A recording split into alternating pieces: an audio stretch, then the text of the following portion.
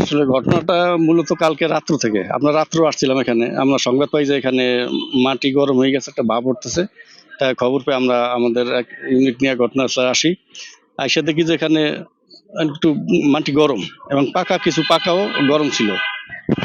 তা দেখে আমরা তখন কোনো কিছু পাই নাই, তখন আমরা কিছুক্ষণ ওয়েট করে পরে আমরা আবার চলে যাই। ওনাদেরকে বলছি যদি কোনো সমস্যা হয়, বড় ধরনের কোনো সমস্যা হলে আমাদেরকে কল দিবেন।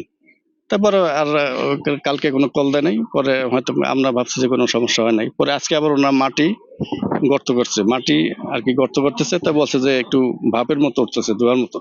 তাই আমাদেরকে কল দিছে, আমরা আসছি। আইসা দেখি যে ধোঁয়ার মতো ভাপ উঠতেছে। তো ওখানে গর্ত করতেছে এবং দেখলাম যে পর্যবেক্ষণকার অনেক তাপ, গর্ত অনেক মানে হিট হইতেছে, পুরা হিট উঠতেছে। তা আমরা গর্ত করার পর কিছুক্ষণ ওয়েট করলাম। ওয়েট করার পরে তারপর এখানে এসিল্যান্ড মহোদয় ছিল, তারপর ওসি স্যার ছিল। তারপর ওনার স্যাররা বললো যে একটু পানি দিয়ে দিতে।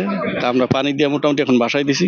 তারপর পরবর্তীতে যদি কোনো সমস্যা হয়, এখানে ভেকু দিয়ে গর্ত করতে হবে। যদি বড় ধরনের সমস্যা হয়, যদি এতেও না কমে, তাহলে ভেকু দিয়ে গর্ত করতে হবে। গর্ত করে তারপর আমরা পর্যবেক্ষণ করে দেখতে পারবো যে নিচে আসলে কি আছে। আসলে এটা অনেক হয়তো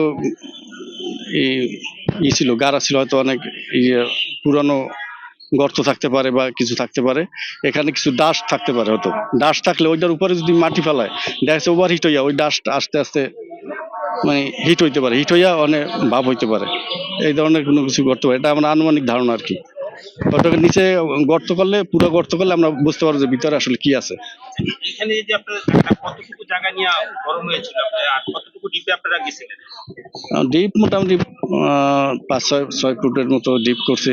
হয়তো ডিপ যত যাইতেছে মোটামুটি ভাব আছে আর কি, হিট আছে।